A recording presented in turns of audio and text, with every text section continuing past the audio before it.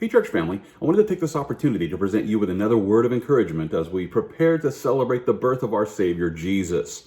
Now, you might not know this, but we're about to witness an amazing astronomical anomaly as Jupiter and Saturn, the two largest planets in our solar system, are going to converge in a cosmic conjunction, thereby creating the appearance of a new, larger star, at least from our perspective. Now, it's true that the planets are still separated by more than 450 million miles, and yet it's also true that from our perspective right here on Earth, these massive planets will appear to join together tonight, December the 21st, just after sunset. Now, if you want to catch a glimpse of this cosmic conjunction, you'll need to find an unobstructed view of the southwestern sky. And if you begin to look in that direction about an hour after sunset, then you'll be able to witness this incredible event as Jupiter and Saturn appear to join together and create this brighter star.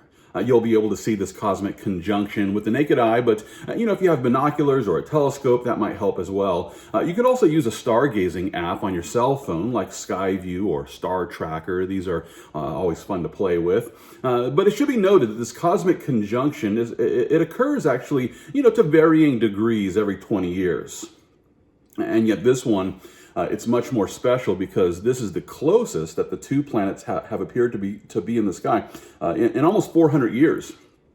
According to an article at scientificamerican.com, the last time Jupiter and Saturn appeared so close was July 16th, 1623, back when Galileo was still alive, a little more than a decade after he first used a telescope to discover Jupiter's four largest moons that now collectively bear his name.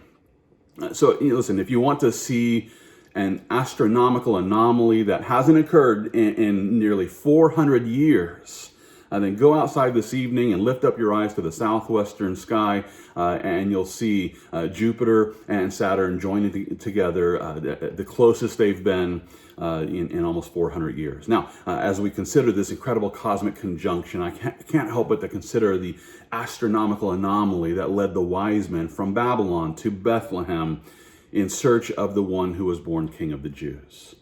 For many years, scholars have speculated about that special star. Skeptics are quick to dismiss the biblical account of that star. And then some saints have offered up several different explanations, all which, are worth consideration. It might be as simple as believing that God just created a supernatural star which led the wise men to the baby Jesus. It's also possible that the Lord used a cosmic conjunction like the one happening this evening. It may be that God used an arrangement of planets and stars to guide the Magi from Babylon to Bethlehem. For example, just consider the research of a man named Rick Larson. Larson used an astronomy computer program called Starry Night. This program enables us to view the position of the planets and the stars in the sky at any point in time in the past or in the future. And this program, it allows you to see the stars and the planets' alignments from the perspective of any place on the planet. And so Larson used this program to study the position of the planets and the stars from the perspective of Babylon during the years when we believe Jesus may have been born. And that's when he discovered that the Star of Bethlehem, it could have been created by a cosmic conjunction which occurred as the light from Jupiter combined together with the light from a star known as Regulus, thereby creating what appeared to be a new star. And not only that, but another startling symbol rose in the sky at the same point in time as the constellation known as Virgo or Virgin appeared clothed in the sun with the moon at her feet. Now, we can't say for certain that this astronomical anomaly was in fact the star that the wise men were following. But it certainly helps us to see how God could have used a cosmic conjunction in order to signal the birth of our Messiah and lead those men all the way to Bethlehem. Now, if you want to learn more about the research of Rick Larson, I'll drop a link to his documentary in the description of this video.